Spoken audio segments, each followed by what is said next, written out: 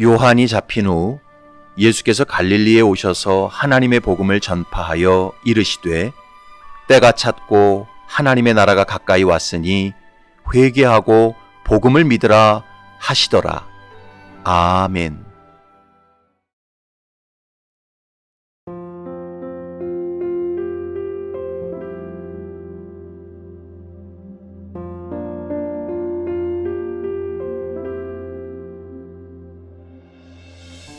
배가 난파되어서 무인도에서 생활하는 사람에게 가장 간절한 소망은 무엇일까요? 그것은 바로 구조선이 오는 것입니다. 구조선이 와서 비참한 자신의 무인도 생활을 끝내주는 것이 가장 간절한 소망일 수밖에 없습니다. 그런데 죄로 타락한 인간의 처지도 꼭 그와 같습니다. 구약 성경을 보면 죄로 타락한 인간에게는 소망이 없고 구원도 없고 생명도 없습니다. 온갖 죄악의 열매를 맺어내면서 살아있는 지옥을 경험합니다. 해 아래 사는 인간에게는 참된 메시아, 참된 그리스도가 없습니다. 이것이 바로 구약 성경이 전하는 메시지입니다. 그래서 하나님께서는 많은 선지자를 통해 참된 메시아, 참된 구원자가 오실 것을 계속 예고하셨지요. 이사야 11장을 보면 그날에 이새의 뿌리에서 한 싹이 나서 만민의 기치로 설 것이요 열방이 그에게로 돌아오리니 그가 거한 곳이 영화로우리라. 미가서 5장을 보면 베들레헴 에브라다야 너는 유다 족속 중에 작을지라도 이스라엘을 다스릴 자가 네게서 내게로 나올 것이라. 그의 근본은 상고에 영원에 있느니라. 스가랴 9장에서도 말씀합니다. 시온에 따라 크게 기뻐할지어다. 예루살렘에 따라 즐거이 부를지어다.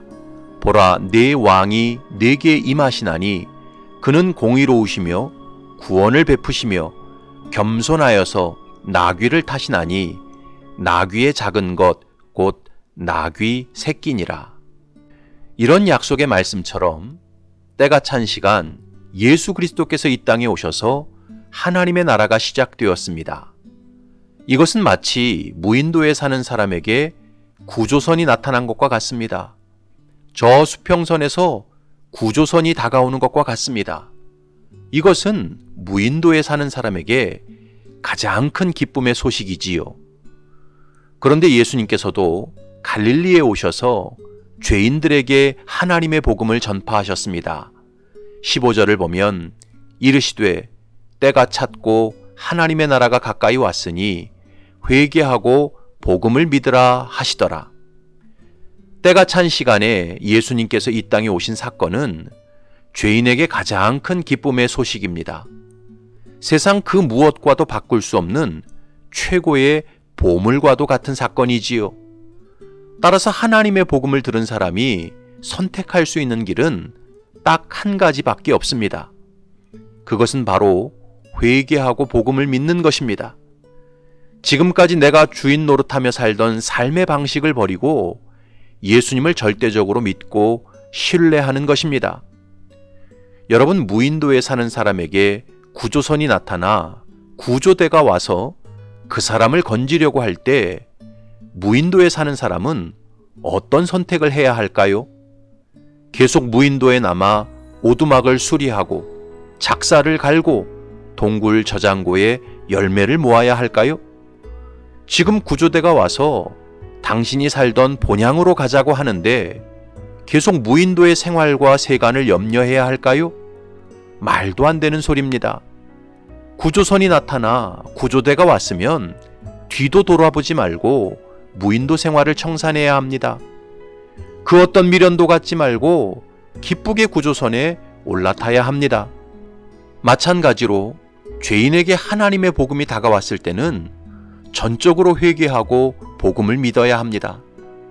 여러분, 하나님의 아들 예수 그리스도께서 저와 여러분을 구원하시기 위해 인간의 몸을 입고 이 땅에 오셔서 십자가를 통해 구원의 사다리를 내려주셨습니다. 그러면서 주님은 육신을 따라 죄의 종노릇하던 지옥 백성의 삶을 청산하고 이제 나와 함께 하나님 나라로 돌아가자 말씀하시면서 손을 내미셨습니다. 그러면 이 위대한 하나님의 복음을 들은 죄인은 어떤 선택을 해야 합니까? 두말하면 잔소리입니다. 단호하게 옛 생활을 청산해야 합니다. 육신을 따르고 세상 가치관을 따르던 삶을 뒤도 돌아보지 말아야 합니다. 그리고 예수님의 손을 온전히 붙잡고 예수님만 믿고 예수님께만 순종하며 살아야 합니다. 회개하고 옛 생활을 청산하고 복음 그 자체이신 예수님을 믿어야 합니다. 그럴 때 하나님의 복음이 진정 내 안에서 역사하고 우리의 모든 죄가 사해집니다. 성령께서 우리를 새로운 피조물로 변화시키시고 영원한 구원에 이르게 하십니다. 이것이 바로 예수님께서 하나님의 복음 앞에서 회개하고 복음을 믿으라고 말씀하신 이유였습니다. 특별히 헬라어 원문 성경을 보면 회개하고 복음을 믿으라는 말씀이 메타노에이테 카이 피스튜에테 엔토 유앙겔리오라고 되어 있습니다. 회개하라와 믿으라는 동사가 명령형 현재 시제로 되어 있습니다. 여러분, 헬라어에서 명령형 현재 시제는 일회적인 행동을 촉구하는 의미가 아니라 계속적인 행동을 촉구하는 의미입니다. 그러니까 하나님의 복음을 들은 죄인, 예수 그리스도의 구원으로 초대받은 죄인은 한 번 회개하고 한 번 복음을 믿는 것이 아니라 날마다 순간마다 반복적으로 회개하고 지속적으로 복음을 믿어야 한다는 뜻입니다. 그래서 내가 주인 노릇하고 세상 백성처럼 살던 삶의 방식을 계속 벗어버리고 예수 그리스도를 나의 온전한 주인으로 모시고 천국 백성의 모습으로 계속 변화되어야 한다는 뜻입니다. 그러므로 진정으로 예수 믿고 하나님의 자녀가 되는 삶이란 한 번 영접 기도했다고 되는 게 아닙니다. 한 번 교회에 나와서 등록했다고 끝나는 게 아닙니다. 목사, 장로, 권사가 되었다고 완성되는 게 아닙니다. 옛날 복음성가의 가사처럼 세상 등지고 십자가 보내, 세상 등지고 십자가 보내, 뒤돌아서지 않겠네. 날마다 순간마다 회개하는 삶을 사는 것입니다. 내가 주인 노릇하던 삶을 계속 벗어버리는 것입니다. 그리고 복음 그 자체이신 예수님을 지속적으로 믿고 신뢰하기로 선택하는 것입니다. 그럴 때 성령 안에서 놀라운 하나님 나라의 능력과 열매가 우리 삶 속에 나타나는 것입니다. 사랑하는 성도 여러분, 왜 나의 믿음에는 능력이 없을까요? 왜 나는 오랜 시간 교회 생활했는데 성령의 열매가 나타나지 않을까요? 그 이유는 진정으로 회개하지 않고 진정으로 복음을 믿지 않기 때문입니다.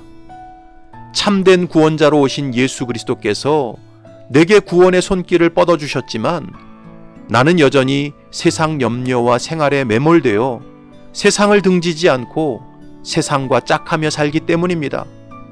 내가 여전히 주인 노릇하면서 예수님을 믿고 신뢰하지 않기 때문입니다. 여러분, 언제까지 그렇게 살 것입니까? 생명의 심지는 점점 타들어가고 하나님의 심판은 점점 가까이 오는데 어느 때까지 계속 세상과 짝하며 스스로 주인 노릇하며 살 것입니까? 오늘 우리는 예수님께서 갈릴리에 오셔서 하신 말씀을 다시 한번 마음 깊이 새겨야 합니다. 때가 찼고 하나님의 나라가 가까이 왔으니 회개하고 복음을 믿으라. 바라기는 저와 여러분들이 참 구원자요 유일한 구원자이신 예수님 앞에서 계속해서 회개하고 복음을 믿으시기 바랍니다. 날마다 순간마다 옛사람을 벗어버리고 세상을 등지고 오직 예수님만 믿고 신뢰하고 순종하시기 바랍니다. 그래서 하나님의 복음에 온전히 참여하고 이 땅에서부터 하나님 나라의 백성으로 열매 맺는 삶을 사시기를 주님의 이름으로 축복합니다. 아멘.